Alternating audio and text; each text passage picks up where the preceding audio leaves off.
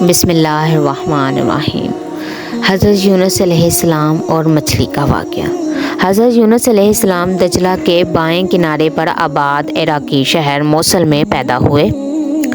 آپ حضرت ہود علیہ السلام کی اولاد میں سے تھے۔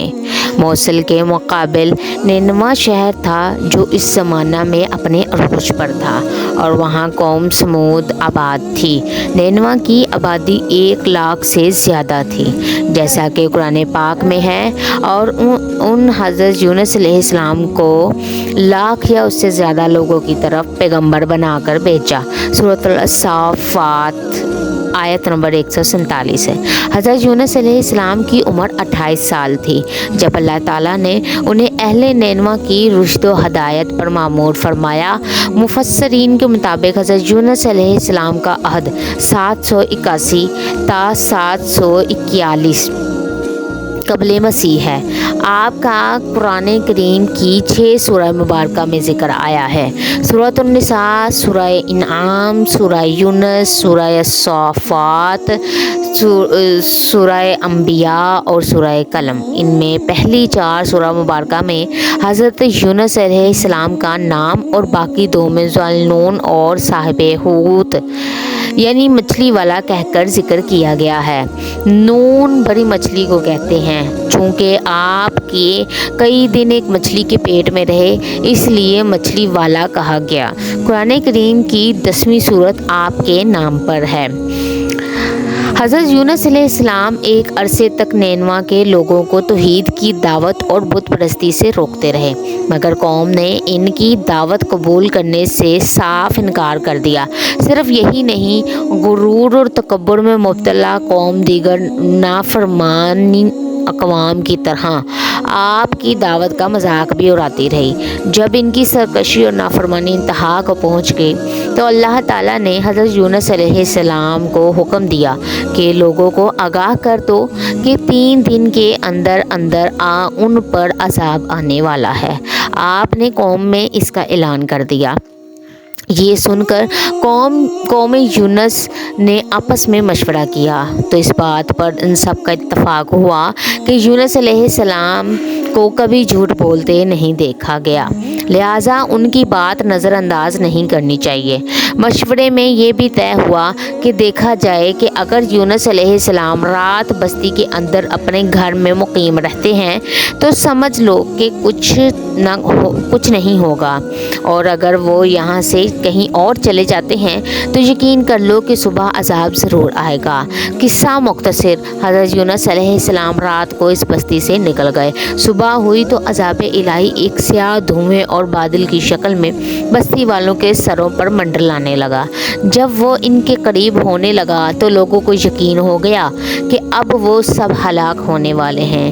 یہ دیکھ کر حضرت یونس علیہ السلام کو تلاش کیا گیا کہ ان کے ہاتھ پر ایمان لے آئیں اور توبہ کر لیں، مگر آپ کو نہ پایا تو خود ہی اخلاص نیت کے ساتھ توبہ و استغفار میں لگ گئے اور اپنے گھروں سے ایک میدان میں نکل آئے۔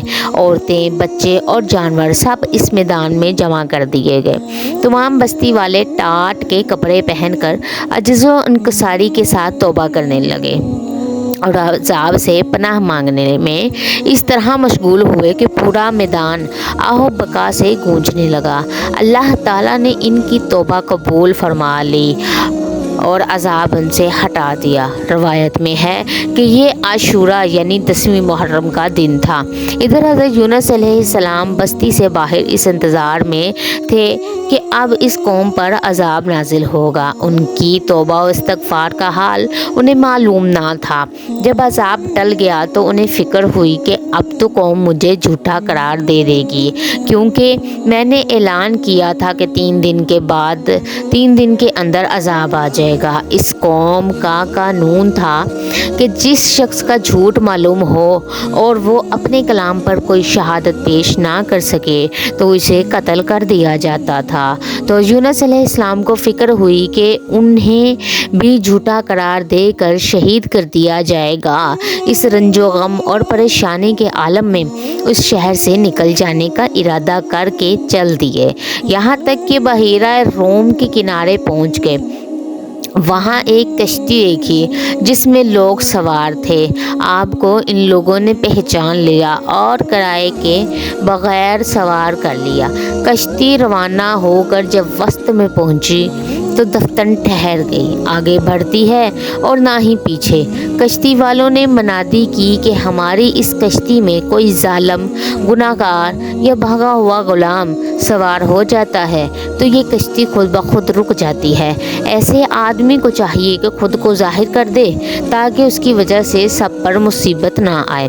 غلام گناہگار حضرت یونس علیہ السلام بول اٹھے کہ وہ بھاگا ہوا غلام گناہگار میں ہی ہوں، کیونکہ اپنے شہر سے نکل کر کشتی میں سوار ہونا ایک طبعی خوف کی وجہ سے تھا، باذن الہی نہ تھا، اور اللہ تعالیٰ کے حکم کے بغیر یوں چلے آنے کو حضرت یونس علیہ السلام کی پیغمبرانہ شان نے ایک گناہ قرار دیا کہ پیغمبر کی کوئی نقل و حرکت بلا اذن الہی نہیں ہونی چاہیے تھی۔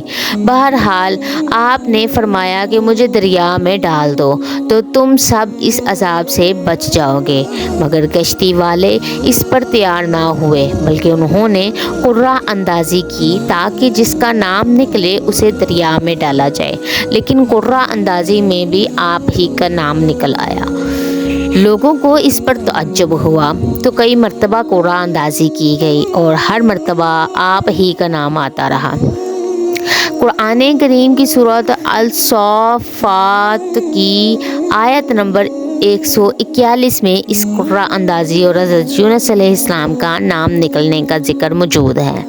ایک طرف قرہ اندازی میں نام نکلنے پر آپ کو دریا میں ڈالے جانے کا سامان ہو رہا تھا، اور دوسری جانب ایک بہت بڑی مچھلی اللہ کے حکم پر کشتی کے قریب منہ کھولے موجود تھی کہ آپ کو اپنے پیٹ میں جگہ دے۔ حضرت یونس علیہ السلام نے فوراً انہیں اپنے پیٹ میں حضرت یونس علیہ السلام جیسے ہی پانی میں گئے، مچھلی نے فوراً انہیں اپنے پیٹ میں لے لیا۔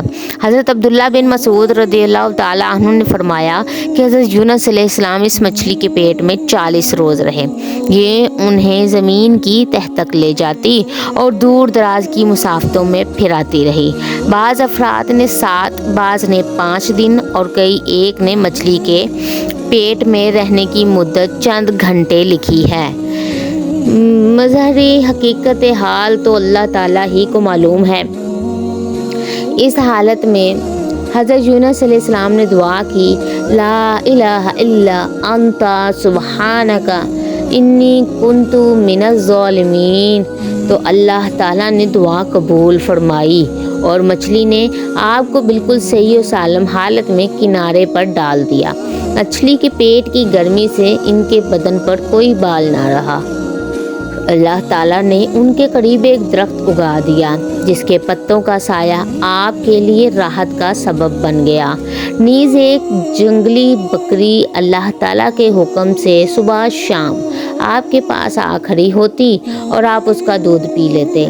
اس قصے کے جتنے اجزاء قرآن پاک میں مذکور ہیں یا احادیث مبارکہ سے ثابت ہیں وہ تو یقینی ہیں، باقی اجزاء محض تاریخی روایات پر مشتمل ہیں جن پر کسی شرعی مسئلے کا مدار نہیں رکھا جا سکتا۔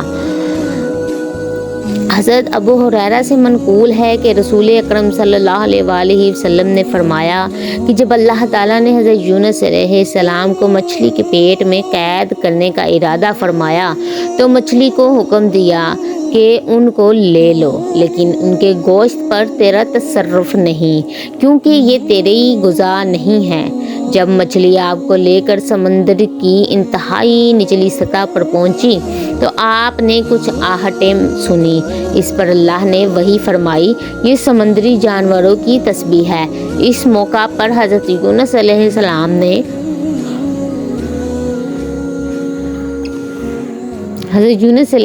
نے بھی تسبیح کی۔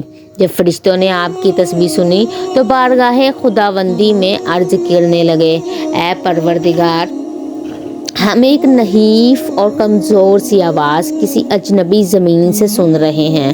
اللہ تعالیٰ نے فرمایا، یہ میرا بندہ یونس ہے۔ فرشتوں نے عرض کیا وہ تو نیک بندے ہیں اور ان کی طرف سے ہر شب و روز آپ کے پاس نیک عمل پہنچتا ہے۔ اللہ تعالیٰ نے فرمایا ہاں یہ میری بہت اچھی تسبیح کرتے ہیں۔ پھر فرشتوں نے اللہ کے حضور حضرت یونس علیہ السلام کی سفارش کی تو اللہ نے مچھلی کو حکم دیا اور اس نے آپ کو سمندر کے کنارے ڈال دیا۔ قرآن کریم میں ارشاد باری تعالیٰ ہے کہ پھر ہم نے ان کو جبکہ وہ بیمار تھے فراخ میدان میں ڈال دیا اور ان پر ایک بیلدار درخت اگا دیا۔ آپ کا بدن مچھلی کے پیٹ میں رہنے سے انتہائی لاغر اور کمزور ہو چکا تھا۔ ابن مسعود فرماتے ہیں کہ آپ ایسے ہو گئے تھے جیسے چوزا جس پر ابھی پر بھی نہ آئے ہوں۔ ابن عباس اور زید رضی اللہ تعالیٰ عنہم فرماتے ہیں کہ جب بچہ پیدا ہوتا ہے اس وقت کے بچے کی طرح آپ کی حالت تھی اور بالکل دھنی ہوئی روئی کی طرح نرم و نازک تھے اور بدن پر کچھ نہ تھا۔ روایت میں ہے کہ جب آپ مچھلی کے پیٹ میں ٹھہر گئے تو گمان کیا کہ شاید وفات پا گئے ہیں۔ اس پر آپ نے اپنے اعضاء کو جنبش دی تو ان میں حرکت ہوئی تو فوراً سجدہ ریز ہو گئے اور بارگاہ رب العزت میں عرض کیا اے پروردگار میں تیرے لیے ایسی جگہ مسجد یعنی سجدہ گاہ بناتا ہوں جہاں کسی دوسرے نے تیری عبادت نہ کی ہوگی۔ پچھلی اقوام میں قوم یونس کی مثال سب سے منفرد ہے کہ جس نے عذاب کے وقوع ہونے سے پہلے ہی صدق دل کے ساتھ عاجزی و آزاری کرتے ہوئے توبہ و استغفار کیا اور اللہ تعالیٰ نے اس قوم سے اپنا عذاب ہٹا دیا، جبکہ قوم نوح، قوم ہود، قوم صالح اور قوم لوط وغیرہ عذاب سے ڈرانے اور بار تنبیہ کے باوجود شرک و کفر پر ڈٹائی سے جمی رہیں اور عذاب کی بات کو مذاق سمجھتی رہیں، چنانچہ عذاب الہی کا شکار ہو کر ہمیشہ کے لیے نیست و نابود ہو گئیں۔ قرآن کریم میں اللہ تعالیٰ ارشاد فرماتے ہیں بس کوئی بستی ایسی کیوں نہ ہوئی کہ ایمان لاتی تو اس کا ایمان اسے نفع دیتا سوائے یونس کی قوم کے۔ جب وہ ایمان لائی تو ہم نے دنیوی زندگی میں ان سے رسوائی کا عذاب دور کر دیا اور ایک مدت تک ان کو دنیوی فوائد سے بہرہ مند رکھا۔ سورہ یوسف 98 اس تفسیر کا حاصل یہ ہے کہ دنیا کا عذاب سامنے آ جانے پر بھی توبہ کا دروازہ بند نہیں ہوتا بلکہ توبہ قبول ہو سکتی ہے، البتہ آخرت کا عذاب سامنے آ جانے کے وقت توبہ قبول نہیں ہوتی اور عذاب آخرت کا سامنے آنا قیامت کے دن ہوگا یا موت کے وقت۔ معرف القرآن جامعہ ترمذی کی حدیث میں ہے کہ حضور نبی کریم صلی اللہ علیہ وآلہ وسلم نے فرمایا اللہ تعالیٰ بندے کی توبہ قبول فرماتے رہتے ہیں جب تک کہ وہ گرگرا کی حالت میں نہ پہنچ جائے۔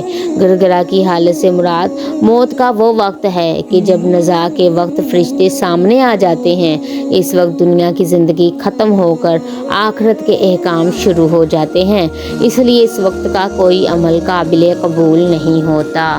تو میرے پیارے پیارے بہنوں اور بھائیوں، یہ وقت غنیمت ہے، اپنے اس وقت سے فائدہ اٹھا کر توبہ و استغفار کر لیجئے کہ جب سورج دوسرے طرف سے نمودار ہوگا تو توبہ کا دروازہ بند ہو جائے گا، کسی کی توبہ قبول نہیں ہوگی۔ تو امید کرتی ہوں کہ آپ کو یہ ویڈیو اچھی لگی ہو۔ چینل کو لائک، شیئر، سبسکرائب کرنا نہ بھولیے گا۔ ملتے ہیں نیکسٹ ویڈیو میں، تب تک کے لیے اللہ حافظ۔